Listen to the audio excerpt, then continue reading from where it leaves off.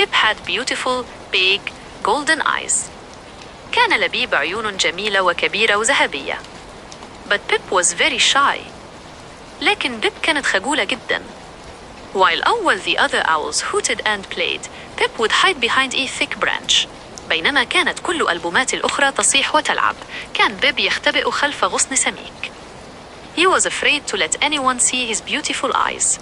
كان يخشى أن يدع أي أحد يرى عينيه الجميلتين.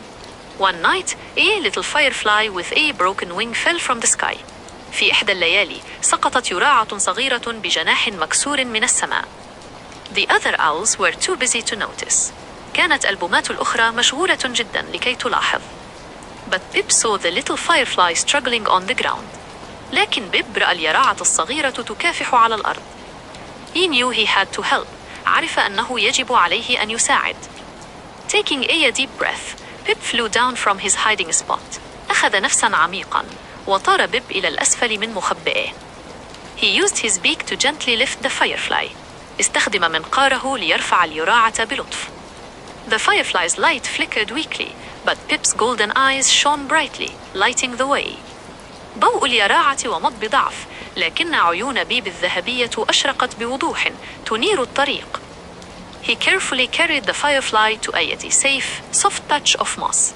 حمل اليراعة بعناية إلى بقعة آمنة وناعمة من الطحالب. The next morning, the little firefly told all the other animals about the kind owl with the glowing eyes. في الصباح التالي أخبرت اليراعة الصغيرة كل الحيوانات الأخرى عن ألبومة الطيبة ذات العيون المتوهجة. From that day on, Pip wasn't so shy anymore. منذ ذلك اليوم فصاعدا لم يعد بيب خجولا. He learned that his beautiful eyes weren't something to hide, but a light he could use to help others. تعلم أن عينيه الجميلتين لم تكن شيئا يخبئه، بل نورا يمكنه استخدامه لمساعدة الآخرين.